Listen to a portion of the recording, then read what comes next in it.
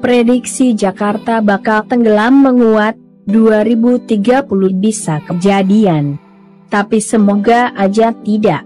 Prediksi kawasan DKI Jakarta bakal tenggelam 10 tahun ke depan makin santer disampaikan oleh banyak pihak.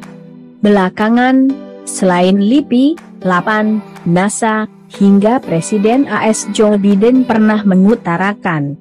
Bahkan tak hanya Jakarta, kota lain seperti Semarang, Demak, dan Pekalongan bisa sama nasibnya.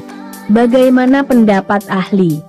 Di Indonesia, soal potensi Jakarta tenggelam terutama akibat perubahan iklim yang sudah terjadi. Kepala Environmental Engineering, Universitas Airlangga, Dr. Eko Prasetyo Kuncoro. Ia mengatakan secara rasionalitas pemanasan global ini tidak dapat terelakkan dan memiliki efek yang sangat banyak. Salah satu efek yang sangat dirasa oleh masyarakat dunia terkait dengan pemanasan global adalah perubahan iklim yang menyebabkan kenaikan temperatur air laut sehingga menyebabkan muka air laut relatif mengembang dan memiliki volume banyak. Awalnya permukaan tanah turun kemudian permukaan air lautnya naik. Nah, kombinasi inilah yang menyebabkan sebagian kota itu akan tenggelam, katanya.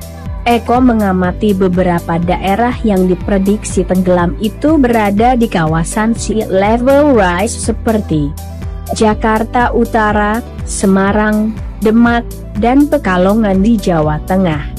Muka air laut ini diprediksi memang sumber satu dengan sumber lain memiliki perbedaan angkanya, tetapi dari tahun 2001 sampai 2009 daerah-daerah tersebut mengalami kenaikan air muka laut antara 1 sampai 1,5 meter, kata Eko. Pada 27 Juli 2021 lalu, Presiden Amerika Serikat, Joe Biden menyebut DKI Jakarta terancam tenggelam 10 tahun lagi. Hal ini dia sampaikan saat berbicara mengenai perubahan iklim dalam pidatonya di kantor Direktur Intelijen Nasional (S). Biden menyebut perubahan iklim menyebabkan naiknya permukaan laut. Ribuan orang bisa kehilangan tempat tinggal, mata pencaharian dan kehidupan. Apa yang terjadi di Indonesia jika proyeksinya benar bahwa dalam 10 tahun ke depan mereka mungkin harus memindahkan ibu kotanya karena mereka akan berada di bawah air? Eko menjelaskan gletser di kutub yang mencair juga menjadi salah satu penyebab kenaikan temperatur air laut sehingga meninggi di permukaan laut. Berkaca pada banjir Jakarta pada awal 2021, kita dapat melihat bahwa jaringan drainase kota sudah kewalahan menampung air hujan yang turun hingga menimbulkan genangan di berbagai lokasi. Namun, secara garis besar, selain drainase ada 3 faktor utama yang kerap dianggap sebagai penyebab banjir di Jakarta. Pertama, curah hujan ekstrem. Tren curah hujan ekstrem dengan intensitas tinggi dan durasi singkat semakin sering terjadi. Curah hujan ekstrem adalah dampak nyata dari krisis iklim. Kedua, perubahan tutupan lahan. Analisis data tutupan lahan KLHK tahun 2000 dan 2019 menunjukkan peningkatan luas hutan tanaman hingga 117,7% di kawasan hulu sungai yang mengalir menuju Jakarta, menggantikan dominasi lahan pertanian. Luas permukiman juga tumbuh pesat hingga 47,4%, menggantikan lahan pertanian dan ruang terbuka hijau di kawasan tengah dan hilir. Di Jakarta sendiri, luas ruang terbuka hijau hanya 9,8% di tahun 2019. Hal ini meningkatkan peluang meluapnya sungai dan jaringan drainase akibat besarnya air limpasan permukaan, runoff, belum lagi ancaman sedimentasi di sungai akibat laju erosi yang besar di kawasan hulu. Ketiga, penurunan permukaan tanah. Penurunan permukaan tanah Jakarta mencapai rata-rata 12 cm tahun, dan terjadi dengan lebih ekstrem di bagian pesisir utara Jakarta dengan laju penurunan hingga 25 cm tahun. Menurut Takagi et al. 2015, hingga tahun 2050 diproyeksikan luasan banjir akibat penurunan tanah bertambah hingga 110,5 km persegi, setara dengan 75% luas wilayah Jakarta Utara.